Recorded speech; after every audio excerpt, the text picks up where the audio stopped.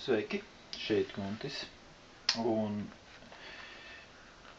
gribu jums parādīt mazu demonstrāciju par Glister Menthol mutes atsvaidzinātāju. Pilnīgi organisks produkts, veidots no dabīgiem materiāliem un ļoti efektīvi iedarbojas uz aplikumu, uz mutes tobumu atsvaidzināšanu. Šai demonstrācijā mums vajadzīgs, protams, glisters, atsvaidzinātais un pildspalva. Parasti lodīšu pildspalvu melnā krāsā.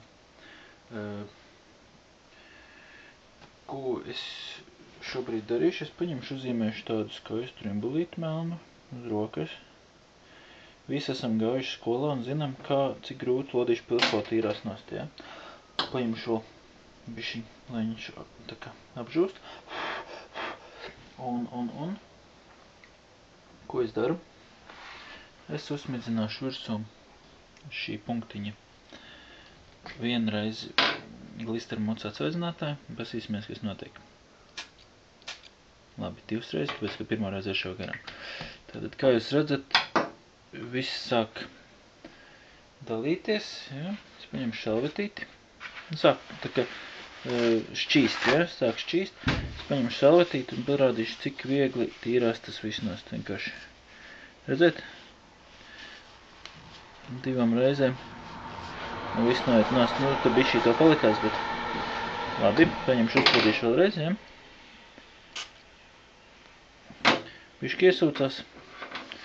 Un mēs viņu vienīgi, pat bez bēršanas, bez nekā mēs dabājam nost.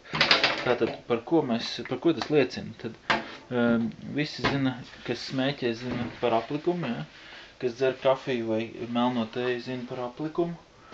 Un cilvēki, kuri ir darbā vai biznesā ar cilvēkiem, viņi, kuri vienmēr nedrīkst lietot kožņeni, jo tas būtībā nepieklājīgi runāt ar citu cilvēku lietojot kožņeni.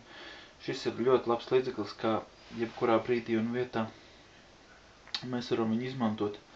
Viņš ir ļoti maziņš, viņš darbojas aptuveni 1 mēnesi un ļoti efektīvs, kā jūs jau redzējāt.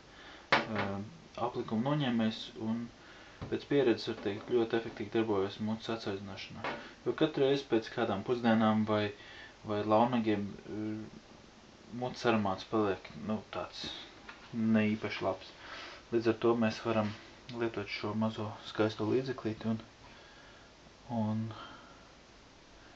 būt mierīgi par to, ka viss būs kārtībā. Paldies par uzmanību, tiksimies nākamreiz.